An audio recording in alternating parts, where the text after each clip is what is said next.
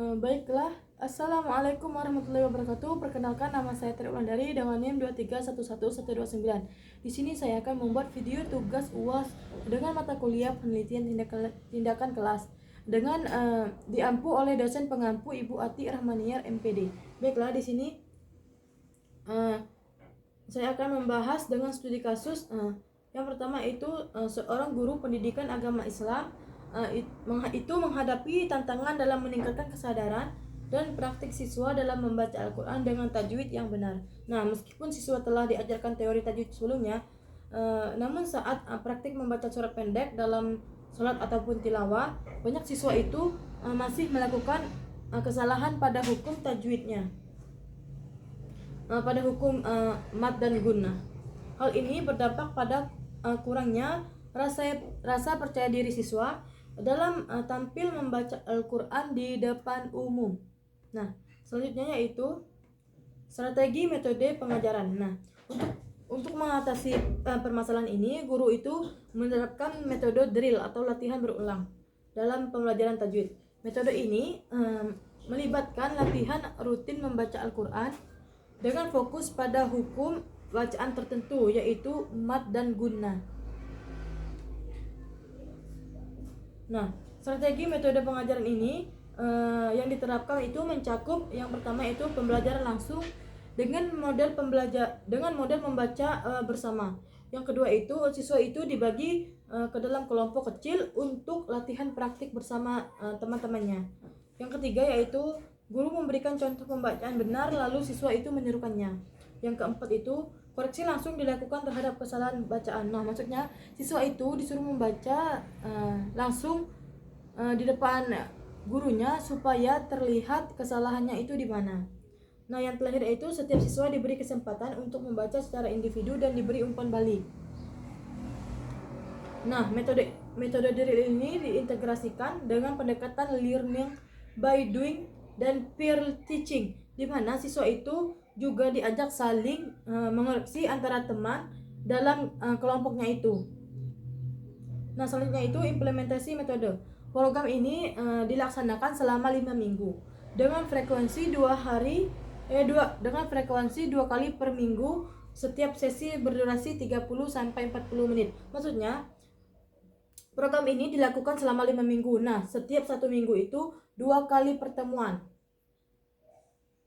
Nah, setiap umpama kita itu mau belajarnya itu sesinya itu berdurasi 30 sampai 40 menit. Nah, sesi ini dilakukan pada jam pembelajaran PAI kedua atau ketiga ataupun yang pertama. Nah, langkah-langkah implementasinya ini yang pertama, pembentukan kelompok kecil. Minimal 4 atau 5 siswa per kelompok berdasarkan kemampuan membaca yang serupa. Umpamanya begini, pembagian kelompok itu sesuai dengan karakter siswanya. Ada yang kurang paham dibagi ini, yang paham ini, yang tidak paham sama sekali dibagi segini.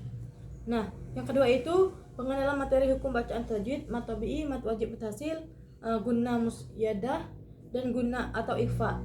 Nah, yang ketiga itu latihan membaca surat-surat pendek yang mengandung hukum bacaan tersebut. Nah, siswa itu disuruh membaca surat-surat pendek yang mengandung hukum-hukum bacaan tajwid.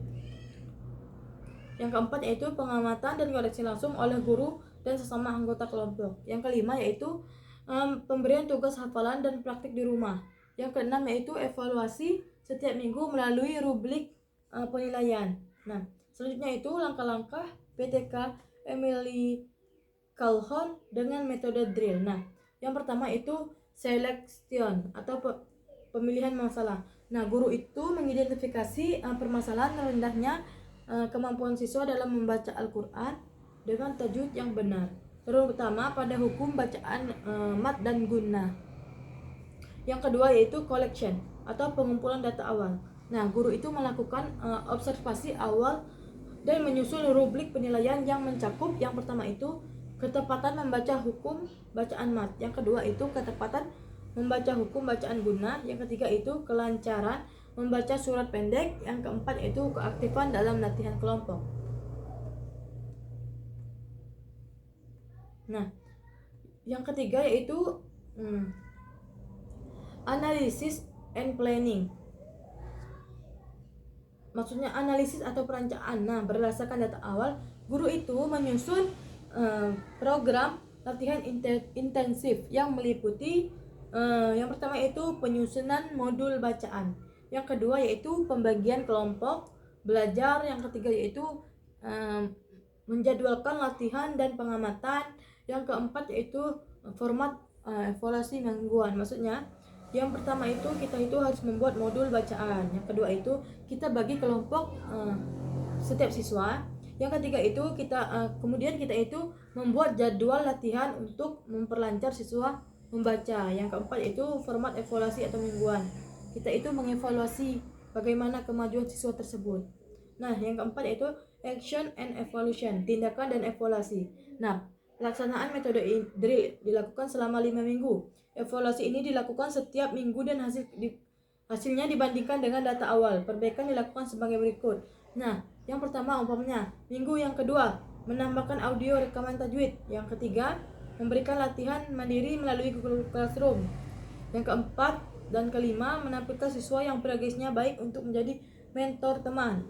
Maksudnya kita itu menampilkan siswa yang bacaannya lebih baik dari teman-temannya agar teman-temannya itu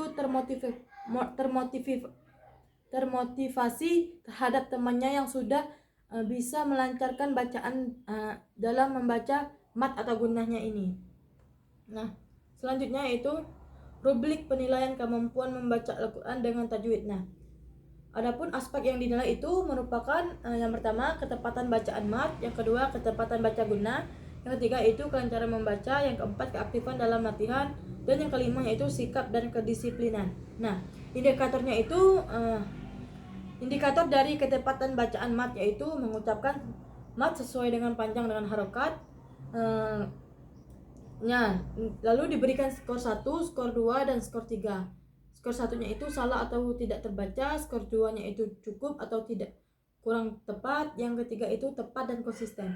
Nah, aspeknya yang kedua itu ketepatan bacaan guna. Indikatornya itu panjang, dengung sesuai aturan tajwid. Skor 1-nya itu kurang jelas atau panjang, skor keduanya itu lancar tapi masih ragu-ragu, skor ketiganya itu jelas dan sesuai aturan. Nah, yang ketiga itu kelancaran membaca. Membaca lancar tanpa terputus indikatornya. Skor 1-nya itu terputus-putus dan terbata-bata. Skor 2-nya itu lancar tapi masih ragu-ragu. Skor ketiganya lancar dan percaya diri. Nah, kemudian aspek keaktifan dalam latihan. Nah, indikatornya itu partisipasi dalam kegiatan drill. Nah, skor 1-nya itu pasif atau tidak mau mencoba. Yang keduanya itu hadir tapi kurang persiapan. Yang ketiganya itu hadir rutin dan siap mengikuti. Nah, selanjutnya itu sikap dan kedisiplinan aspeknya. Indikatornya itu kehadiran dan kesiapan saat latihan. Skor 1 sering absen atau tidak siap. Yang keduanya itu hadir tapi kurang persiapan.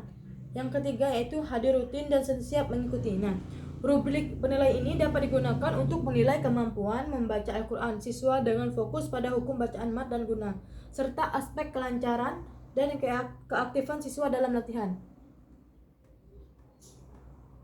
Nah, kesimpulannya itu penerapan metode drill atau latihan berulang dalam pembelajaran tajwid khususnya pada materi hukum bacaan mat dan guna terbukti efektif dalam meningkatkan kemampuan siswa membaca Al-Quran dengan benar dan penuh percaya diri. Nah, metode ini mendorong siswa untuk berlatih secara konsisten melalui praktik langsung, umpan balik, dan koreksi kesalahan yang dilakukan secara intensif. Metode penelitian tindakan kelas atau PTK Emily Calhoun memberikan alur sistematis dan reflektif bagi guru dalam menangani permasalahan pembelajaran. Guru dapat mengamati, merencanakan, melaksanakan tindakan, dan melakukan evaluasi secara berkelanjutan sehingga proses pembelajaran menjadi lebih bermakna dan tertera. Penggunaan rubrik pengamatan yang terstruktur juga sangat membantu dalam memantau perkembangan siswa secara individual, sehingga guru dapat memberikan tindak lanjut yang sesuai berdasarkan kebutuhan masing-masing siswa. Pembelajaran ini menjadi lebih efektif, aktif, dan mampu menciptakan suasana yang kondusif dalam meningkatkan pemahaman tajwid di kelas. Nah, baiklah, itu saja yang materi yang dapat saya sampaikan. Kurang lebihnya saya mohon maaf, kepada Allah saya mohon ampun. Saya akhiri, wabillahi taufiq wal hidayah. Wassalamualaikum warahmatullahi wabarakatuh.